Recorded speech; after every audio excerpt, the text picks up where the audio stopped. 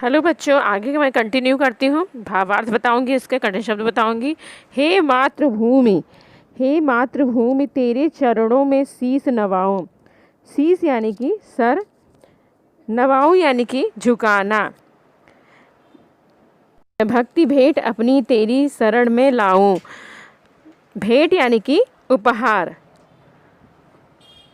ठीक है बच्चों, तो यहाँ पर जो कवि हैं, कवि कहना चाहते हैं कि हे मातृभूमि, मैं तेरे चरण में अपना सर झुकाना चाहता हूँ और अपनी भक्ति रूपी भेंट लेकर तेरी शरण में मैं आना चाहता हूँ। ठीक है, इसका भावार्थ सरल शब्दों में मैंने भावार्थ बता दिया है बच्चों। अब आपको लिखवा भी देती हूँ।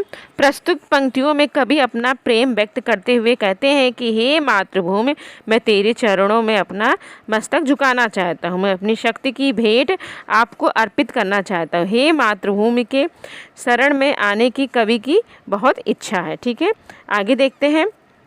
दूसरा पैराग्राफ है, माथे पे तू हो चंदन, माथे पे तू हो चंदन, छाती पे तू हो माला।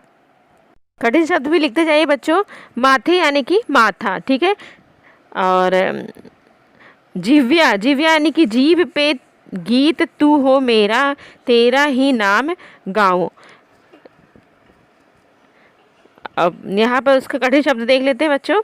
कठिन शब्द मैंने लिखवा दिया, अब इसके भावार्थ देख लेते हैं सरल शब्दों में। कि माँ, तेरे मस्तक पर तुम ही चंदन के समान विराजित हो, तुम ही मेरे हृदय की माला के समान सुशोभित हो। माँ, मेरी जिह्वा पर केवल तेरा ही नाम, हमेशा तेरा ही नाम है, मैं सदा तेरा ही गुणगान करता रहूं। इस तरह से कवि कहना चाहते हैं कि हमेशा मेरी जीभ पे तुम्हारा ही नाम आए, मैं तुम्हारा ही गुणगान करना चाहता हूँ। अब भावार्थ लिख लीजिए। कवि के मस्तक पर मातृभूमि चंदन के समान और छाती पर माला के समान सुशोभित है। उनकी जिह्वा पर मातृभूमि के गीत सदैव रहते हैं, यानी कि हमेशा वो मातृभूमि के ही गीत हमेशा गाते रहते हैं। ठीक है बच्चों, समझ में आया भावार्थ आपको?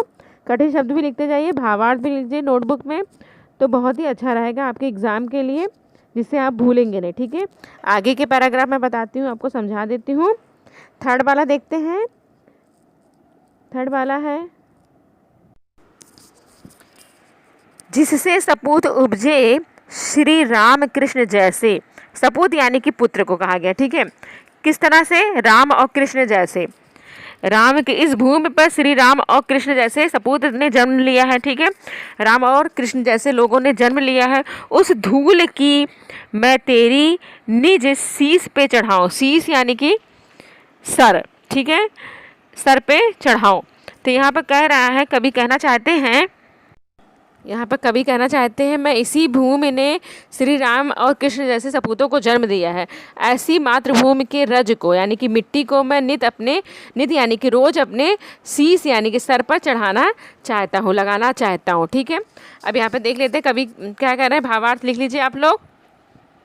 कि कवि कहते हैं, जिस भूमि पर श्री राम और कृष्ण जैसे सपूतों ने जन्म लिया है और उसके महान कार्यों से ये धरती पावन बनी है, इस धूल को मैं अपने सिर पर लगाना चाहता हूँ। ठीक है, भगवान कृष्ण और राम ने इस धरती पर क्या लिया है? जन्म लिया है। ठीक है, तो ऐसे महान भूमि मातृभूमि के को सिर पर मैं लगाना चाहता हूँ, उसके रज को, उसके कण को, उसकी मिट्टी को हमेशा मैं अपने सर पर लगाना चाहता हूँ। ठीक है, बहुत ही सरल अर्थों में समझाया है कवि ने, बहुत ही अच्छा पोयम है। चलिए आगे देखते हैं हम लोग। माई समुद्र जिसकी पद रज को नित धोकर करता प्रणाम तुझको, मैं वो चरण दमाऊं। समुद्र यानी कि सिंधु को कहा गया है, पद यानी कि पैर को कहा गया, रज यानी कि धूल को कहा गया। ठीक है, चरण दबाओ यानी कि सेवा करो।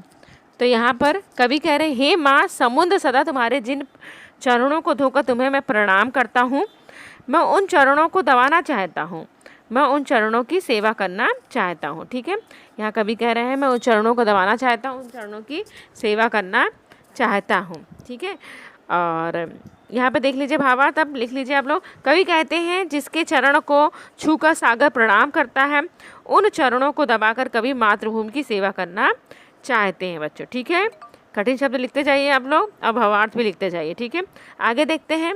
सेवा सेवा मैं तेरी माता, मैं भेदभाव तजकर।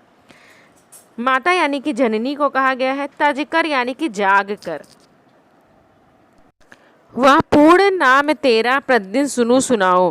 पूर्ण यानी कि पूर्णवान, ठीक है, जिसको पूर्ण कहा जाता है। इसका देख लेते हैं हम, इसका भावार्थ देख लेते हैं।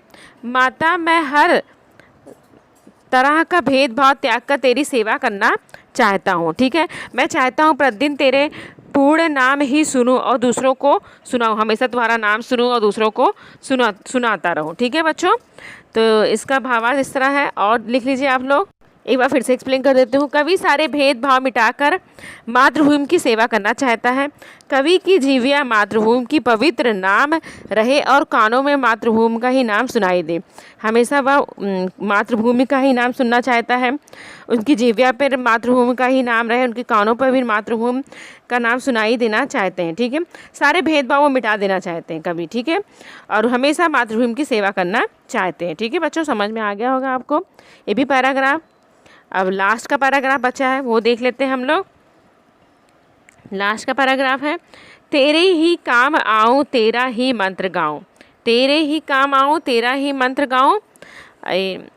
मन और देह तुम पर बलिदान मैं जाऊँ। यहाँ पर देह यानी कि शरीर है, बलिदान यानी कि निछावर हो जाना। यहाँ पे बलिदान यानी बलिदान दे देना या निछावर हो जाना, ठीक है बच्चों। तो इसका भावार्थ देख लेते हैं हम कि यहाँ कवि कहना चाहते हैं कि मैं मंत्र के रूप में तेरा ही नाम जपता हूँ। मैं मंत्र के रूप में किसका नाम जपता हूँ? तेरा ही नाम जपता हूँ। जिस भी रूप में हो सके मैं तेरे लिए समर्पित हो जाना चाहता हूँ। मैं अपना तन मन सब क्या कर देना चाहता हूँ? बलिदान कर देना चाहता हूँ। तो इस तरह से है इसका भावार्थ। एक बार फिर से समझा देती हूँ। कवि का जीवन मातृभूमि के काम आए, उनकी यही लालसा है कि वो उनका तन मन मातृभूमि पर निछावर हो जाए, ठीक है बच्चों। हमेशा वो मातृभूमि के लिए काम करना चाहते हैं, अपना तन मन सब कुछ बलिदान कर देना चाहते हैं, मातृभूमि के लिए हमेशा समर्पित रहना चाहते हैं। इस तरह से कवि ने हमें बहुत अच्छा संदेश दिया है कि भारत भूमि के ऊपर अच्छा संदेश दिया है। अब इसका वो देख लेते हैं हम लोग कि हमें कविता से क्या सीख मिली है, ठीक है बच्चों। कविता से हमें सीख मिली है कि मातृभूमि स्वर्ग से भी महान है, उसकी सेवा करना मनुष्य का कर्तव्य है।